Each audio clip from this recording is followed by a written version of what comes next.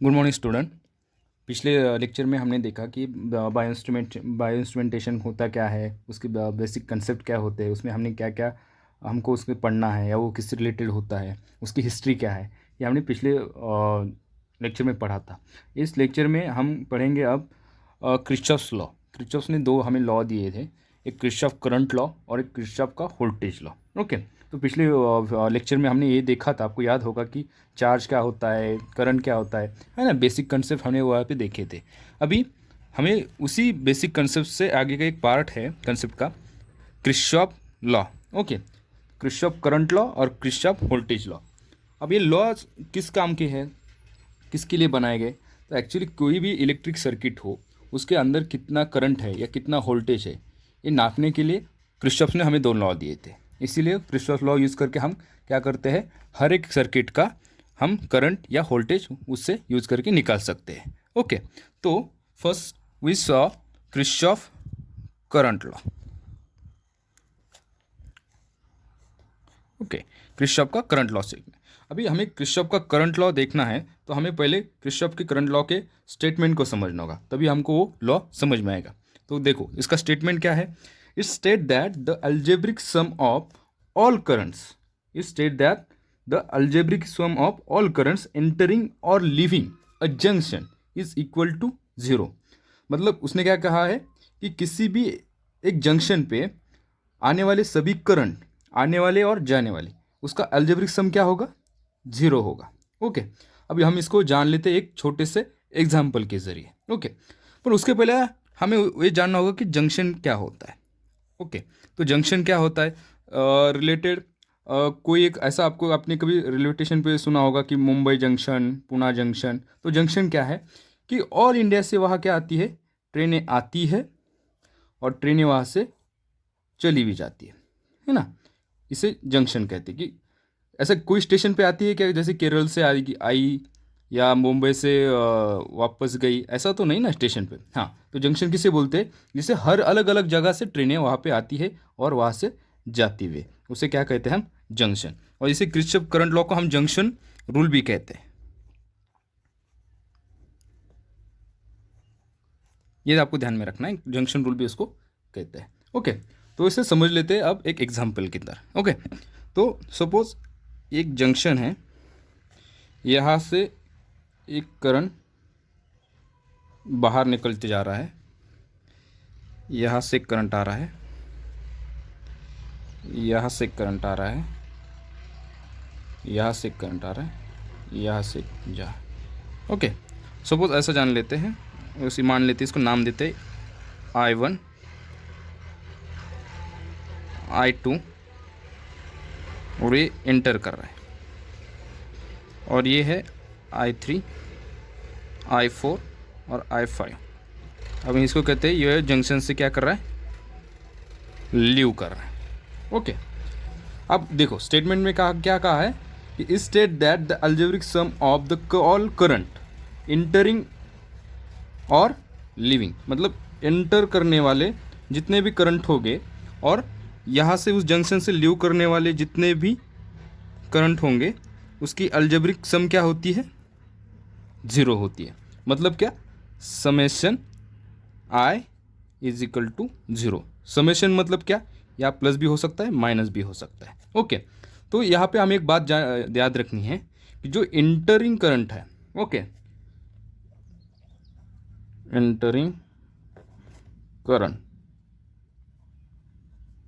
उसको हम प्लस मानते हैं, और जो लीव करता है उस जंक्शन से, उसे हम माइनस से डिनोट करते हैं। ओके, मतलब जितने भी, तो ये -I3 -I4 -I5 और ये +I1 +I2। ओके, तो यहाँ पे समेशन का क्या मीनिंग है, वो प्लस भी हो सकता है, माइनस भी हो सकता है, वो करंट। ओके, तो अभी क्या कहा था कि जो इंटर और लिविंग करने वाले हैं उनका अलजेब्रिक जो सम होगा वो क्या होगा, ज़ीरो होगा। ओके, मतलब अभी आई क्या कर रहा है, वो एंटर कर रहा है, एंटर कर रहा है मतलब क्या है, वो प्लस में है। ओके, तो प्लस I1 प्लस I2 भी क्या कर रहा है, एंटर कर रहा है। ओके, अभी I3 क्या कर रहा है, वो यहाँ से लीव कर रहा है, जा रहा है, तो इसका क्या, जो जा रहा है हम उसको कैसे डिनोट करते हैं, उसको मानते हैं कि वो माइनस है, तो -I3 -I4 -I5, और इन सभी का क्या होगा, जो सम आएगा वो क्या होगा, 0। यही हमको क्रिश्चॉफ ने करंट लॉ में कहा है। ओके, तो हमें यही याद रखना है कि दो ही चीज़ याद में रखनी है इसमें, कि जो भी करंट जो आने वाला है, ओके, या जाने वाला है, उसका जो अलजेब्रिक सम होगा वो क्या होगा, 0। यही हमें ध्यान में रखना है, और यही आपको एग्जाम में लिखना है। ये स्टेटमेंट आप याद रखोगे तो आप कौन सा भी प्रॉब्लम जो किरचॉफ लॉ के रिलेटेड आएगा, ओके, ये सिर्फ बेसिक कंसेप्ट है। ओके, अभी बायो इंस्ट्रूमेंटेशन जब हम देखना शुरू कर देंगे तो हमें धीरे धीरे वो सभी चीज़ें समझ में आएगी। ओके, तो ये है किरचॉफ का करंट लॉ।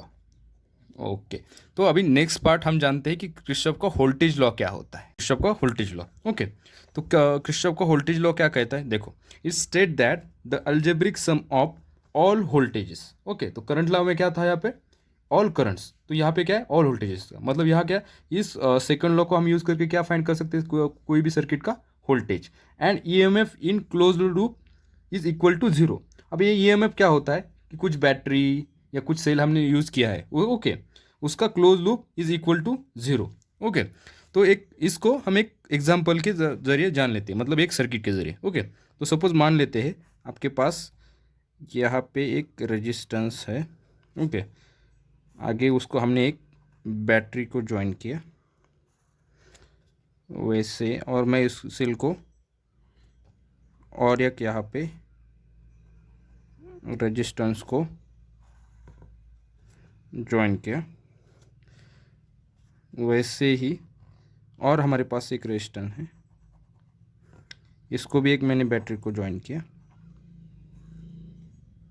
और इसको कनेक्ट किया। ओके, इसको नाम देते हैं हम R1, इसको नाम देते हैं हम R2, और इसको नाम देते हैं R3।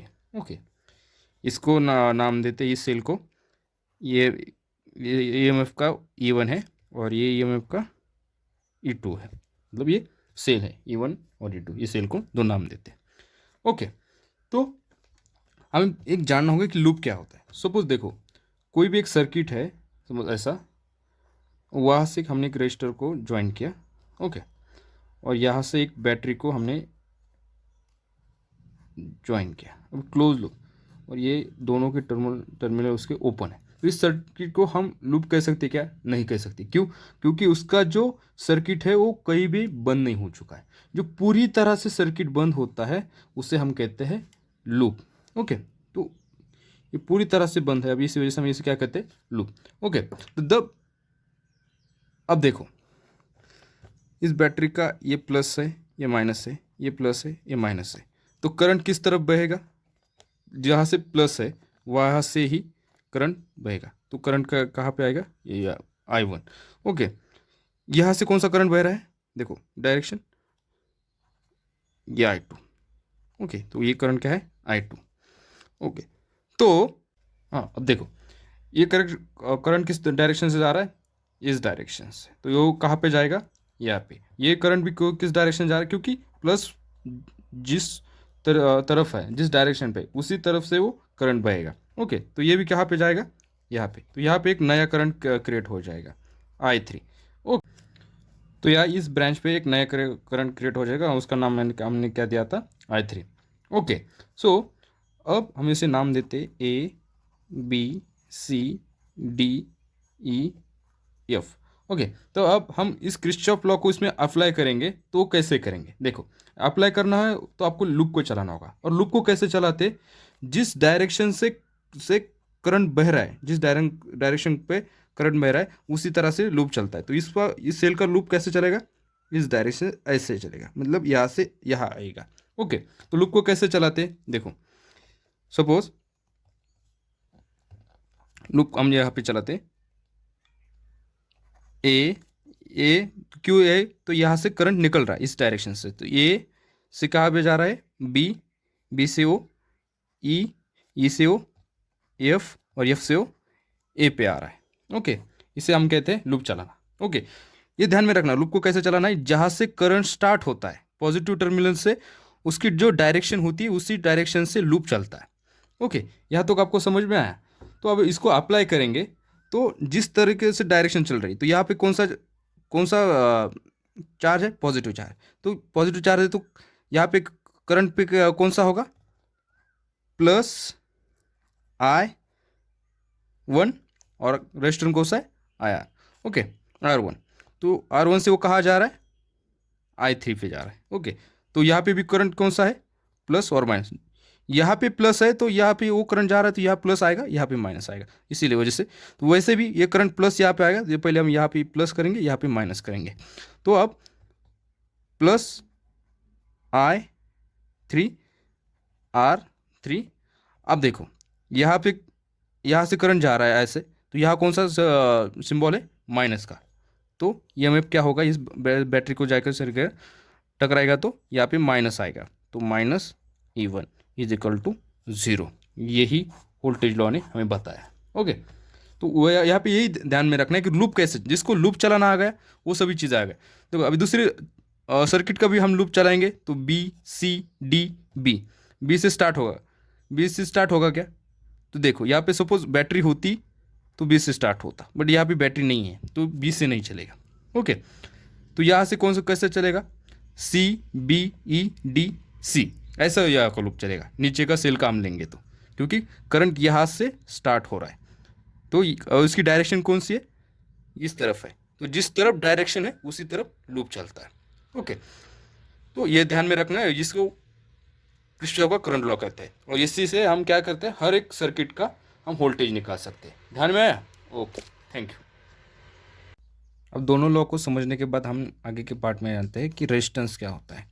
ओके, तो रेजिस्टेंस का ये डेफिनेशन क्या दिए, देखो, resistance is a measure of the opposition to current flow in an electric circuit. मतलब क्या है, देखो हम जान लेते हैं, हमारे पास घर में कई इलेक्ट्रिक उपकरण होते हैं, जैसे LED हो या लैम्प हो, है ना, हम मोटर यूज़ करते हैं पानी के लिए। ओके, तो हर एक जो हमारे पास इलेक्ट्रिक कंपाउंड्स है या इलेक्ट्रिक जो भी मशीनरीज है, डिवाइसेस है, इंस्ट्रूमेंट्स है, उसकी करंट लेने की कुछ कैपेसिटी होती है। ओके, सपोज मोटर की कितनी होती है, 10 एम्पियर। ओके, लैम्प, हमारे घर में जो लैम्प हम लगाते हैं उसकी कितनी कैपेसिटी होती है करंट लेने की, 220 वोल्ट होती है। ओके, तो रजिस्टर क्या करता है कि इस सपोज ये लैम्प को हम 220 से ज़्यादा 240 देंगे तो ये क्या होगा, ये लैम्प खराब हो जाएगा। ये मोटर 10 एम्पियर की जगह 20 एम्पियर लेगी तो क्या होगी, इसकी बाइंडिंग खराब हो जाएगी। तो रजिस्टर का काम करता है कि इस जो करंट आने वाला है इस लैंप में या इस मोटर में, ओके, तो उसको 10 एम्पियर लगता है, और यहाँ पे 20 एम्पियर से यहाँ से आ रहा है। ओके, यहाँ से करंट आ रहा है 20 एम्पियर, तो हम यहाँ पे रजिस्टर लगा देंगे, तो क्या करता है ये रजिस्टर, आगे वाली जो डिवाइस है उसको जितना करंट लगता है उतना ही वो आगे छोड़ता है, बाकी करंट को वो क्या करता है, वो रोक के रखता है, वो फ्लो वहाँ पे रोक के रखता है। यही काम है रेजिस्टेंस का, कि जो भी फ्लो आएगा उसको वो क्या करता है, जो आगे वाले डिवाइस को जितना लगेगा उतना ही वो करंट देता है, बाकी करंट को वो क्या करता है, वहाँ पे वो फ्लो को वहाँ पे रोक देता है। ओके, इसे कहते हैं रेजिस्टेंस। ओके, मतलब ये रेजिस्टेंस का इतना ही काम है। ओके, तो अब हम नेक्स्ट लेक्चर में जानेंगे स्पेक्ट्रोस्कोपी के बारे में। अब हमने बेसिक जो भी जितने भी बेसिक फिजिक्स के कंसेप्ट थे वो हमने पढ़ लिया। इंस्ट्रूमेंटेशन को क्या क्या चीज़ों की ज़रूरत होती है बेसिक फिजिक्स में, वो जो भी है, केवीएल क्या था, करंट क्या था, रजिस्टर क्या होता है, हमने इसको समझ लिया। अब हम धीरे धीरे आगे की तरफ चलते हैं। अब हम कल आगे की लेक्चर में देखेंगे स्पेक्ट्रोस्कोपी के बारे में। Okay, thank you.